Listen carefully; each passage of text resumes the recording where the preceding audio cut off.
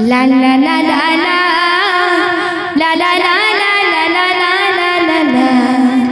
ला ला ला ला ला ला ला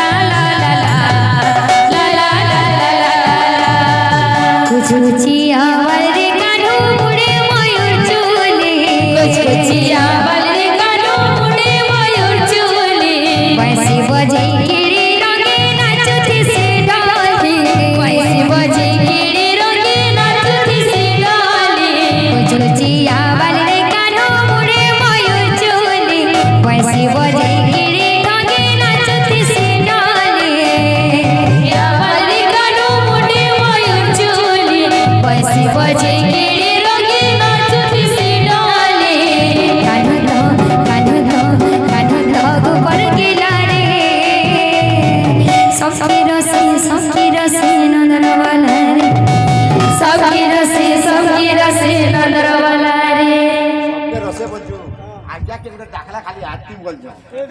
असं असं असं हंता चिंता ना करत तुम्ही असं सांगा तिथे रॉक यायला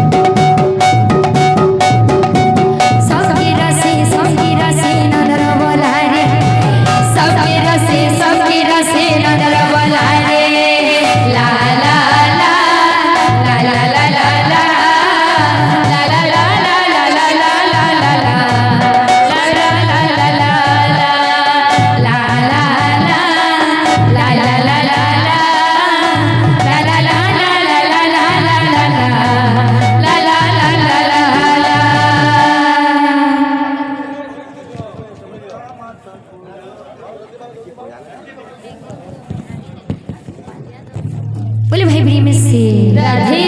बोलो प्रेम से राधे